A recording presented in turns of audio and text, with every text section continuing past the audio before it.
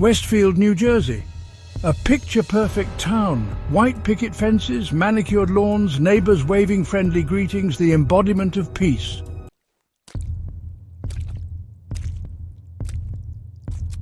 The Broaddus family, John, Derek, and their 3 young children. They had poured their hearts into 657 Boulevard, their dream home, a place to create memories, a haven from the world. They believed they had found it, a fresh start, a bright future. The house stood proud, stately, imposing, its history whispered through its walls, generations of laughter, of love.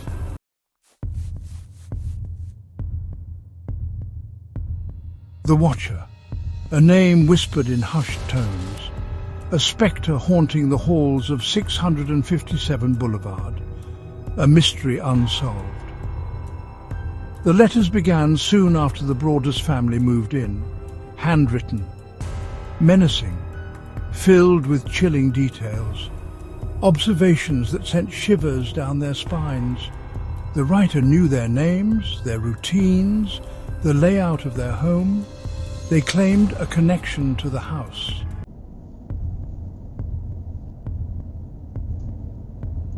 The roar of the moving truck echoed through the quiet street, a symphony of chaos and excitement. The Broaddus family buzzed with anticipation. A new beginning, a fresh start. 657 Boulevard welcomed them with open arms, its grand facade a promise of a brighter future. John, the father, radiated pride, his family finally under one roof. Derek, the mother, beamed with joy.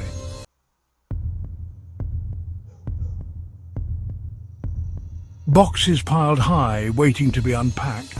Furniture draped in protective coverings. The house, a blank canvas, ready to be transformed into a home. Derek ran her hand along the smooth banister, imagining the memories that would unfold on these stairs. John surveyed the sprawling backyard, envisioning family barbecues and children's laughter. Each room held promise. The spacious kitchen, the heart of their home. The cozy living room, a haven for family gatherings.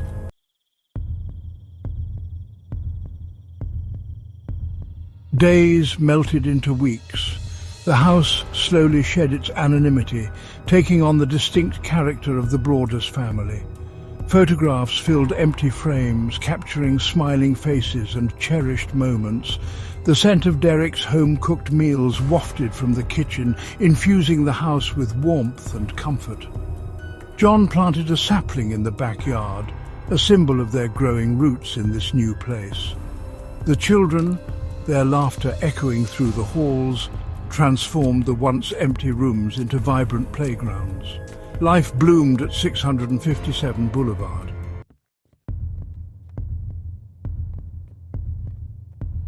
A sense of unease, a prickling at the back of their necks. Subtle, easily dismissed. The house, despite its warmth, held pockets of unsettling stillness.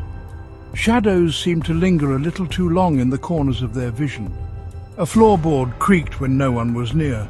John attributed it to the age of the house, its long history whispering through its bones.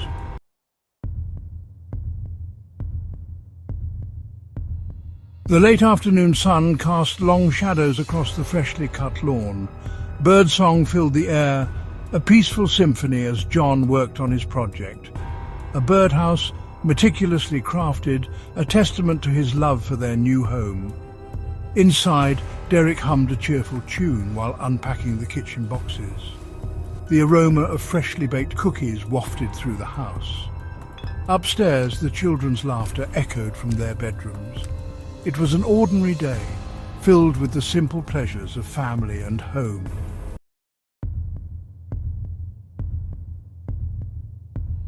The sharp rap on the front door startled John. He descended the ladder, frowning. They weren't expecting visitors. He wiped his hands and crossed the lawn. A plain white envelope rested on the welcome mat. No return address, just their family name in an unfamiliar hand.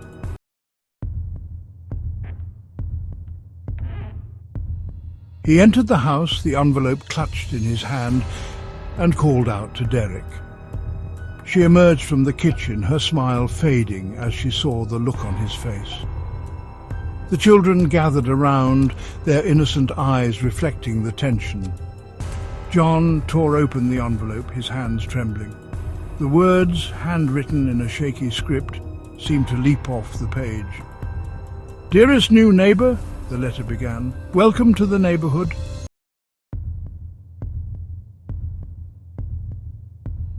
A wave of goosebumps erupted on John's arms as he read the words aloud, his voice a hushed whisper in the sudden silence of the room.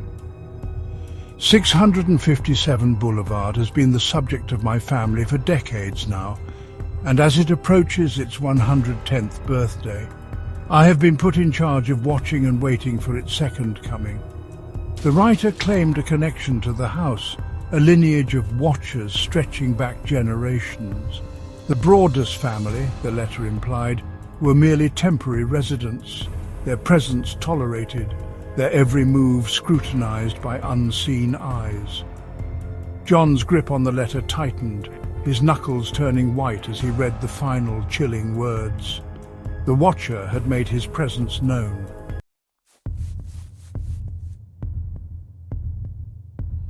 The first letter, a chilling introduction, proved to be just the beginning. More letters arrived, each one a hammer blow to the Broaddus family's fragile peace. The Watcher, emboldened by their silence, delved deeper into their lives, their routines dissected, analysed with unsettling accuracy. The children, once a source of joy, became pawns in the Watcher's twisted game. Every car that passed the house, every creak of the floorboards sent shivers down their spines. The Watcher was watching, lurking just beyond their sight.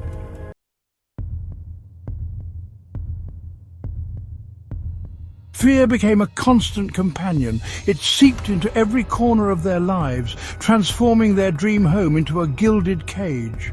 John, his strong facade crumbling, patrolled the perimeter each night, his flashlight beam cutting through the darkness. Derek, her cheerful disposition replaced by a gnawing anxiety, jumped at every creak of the floorboards. The children, their laughter silenced, retreated into themselves, their innocent eyes reflecting the fear that had infected their home.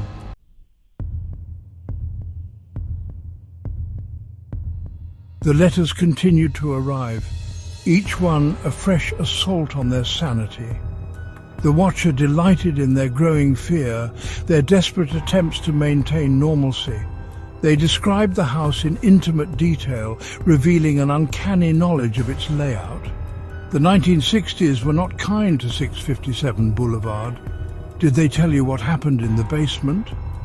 John, armed with a crowbar, cautiously descended the creaking wooden stairs. He found nothing but dust-covered boxes and cobwebs, but the Watcher's words echoed in his mind.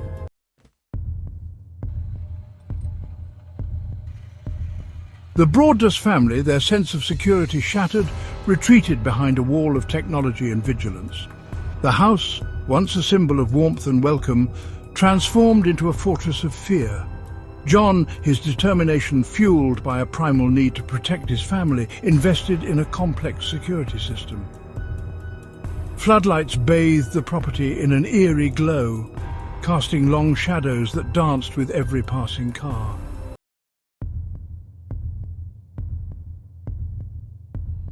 The whirring of the security system, a constant mechanical hum, became the soundtrack to their lives. John spent hours each day reviewing footage, searching for any sign of the Watcher, his eyes scanning the grainy images for any anomaly. He installed motion sensors, their silent alarms promising to alert them to any intrusion. But the technology, for all its sophistication, offered little comfort.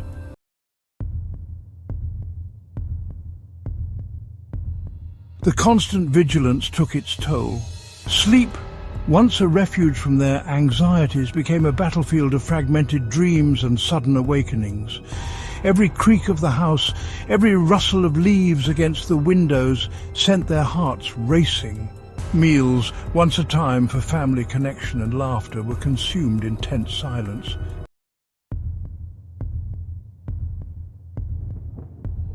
The house, once a sanctuary, had become a prison of their own making. The security measures designed to protect them served only to heighten their sense of isolation. John, his face etched with worry, patrolled the perimeter each night, his flashlight beam cutting through the darkness. Derek, her once warm smile replaced by a strained mask of anxiety, jumped at every sound.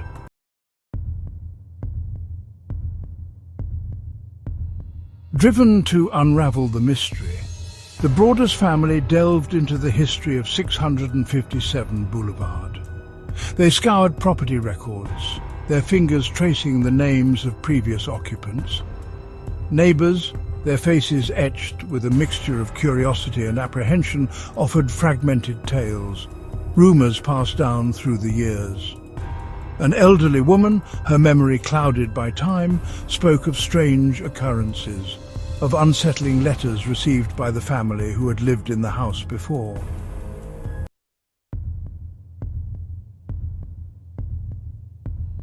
The house had always been the subject of whispers and speculation.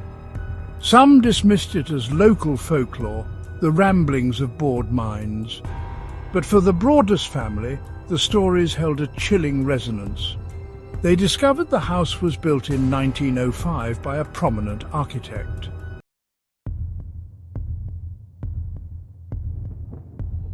The Broaddus family, their search for answers leading them down a rabbit hole of speculation and uncertainty, began to question their own sanity.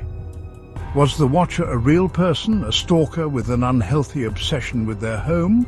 Or were they, as some suggested, victims of a cruel prank? The letters, however, remained a tangible manifestation of their nightmare.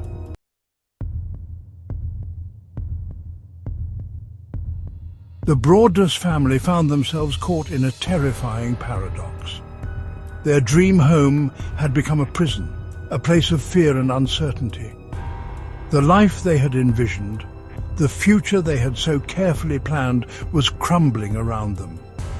John, his shoulders heavy with the burden of responsibility, watched as the light faded from his wife's eyes, replaced by a haunted look that mirrored his own growing despair.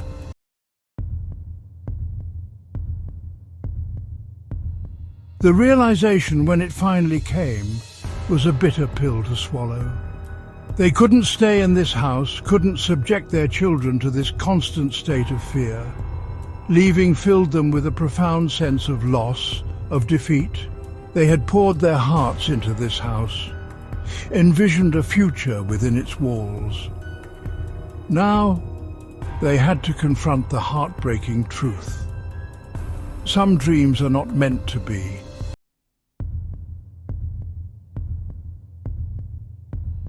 The decision hung heavy in the air, a shroud of sadness settling over the house. They packed their belongings, each item a reminder of the life they had hoped to build. The children moved through the house with a quiet sadness, their eyes filled with confusion and fear. John, his heart heavy, made one last patrol of the property, his gaze lingering on the shadows.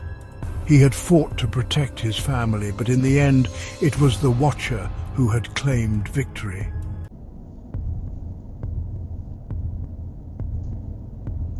As they drove away from 657 Boulevard, the house shrinking in the rearview mirror, a sense of unease lingered in the air. They had escaped the physical confines of the house, but the psychological scars, the fear that had taken root in their hearts would remain, a haunting legacy of their time under the Watcher's watchful eye. They had left behind more than just a house. They had left behind a dream, a future, a sense of security that they feared they might never fully reclaim.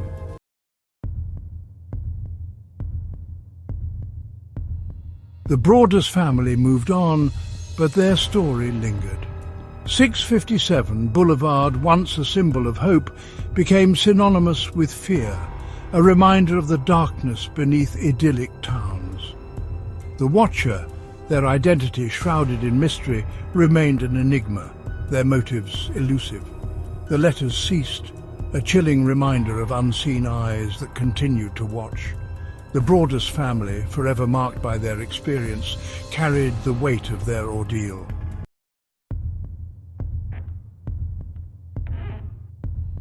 .657 Boulevard stood empty, its grand facade a hollow shell, a monument to shattered dreams. Potential buyers, their curiosity piqued by the infamous tale, toured the property, their footsteps echoing through the empty rooms, their gazes lingering on the shadows that seemed to cling to the walls. But the fear, the unsettling knowledge that they too might become the object of the Watcher's unwanted attention, proved too.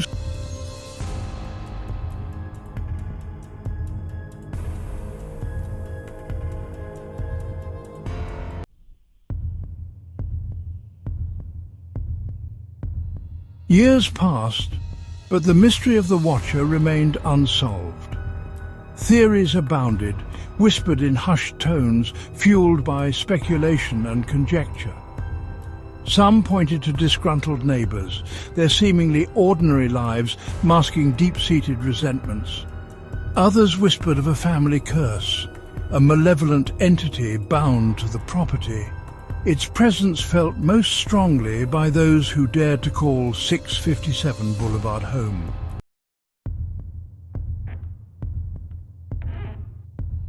The Watcher, a phantom in the night, continued to cast a long shadow over 657 Boulevard, their presence a chilling reminder that some mysteries are not meant to be solved. The house, a silent sentinel, stood as a testament to the enduring power of fear. Its emptiness a haunting echo of the lives that had been forever changed by the unseen eyes that watched from the shadows.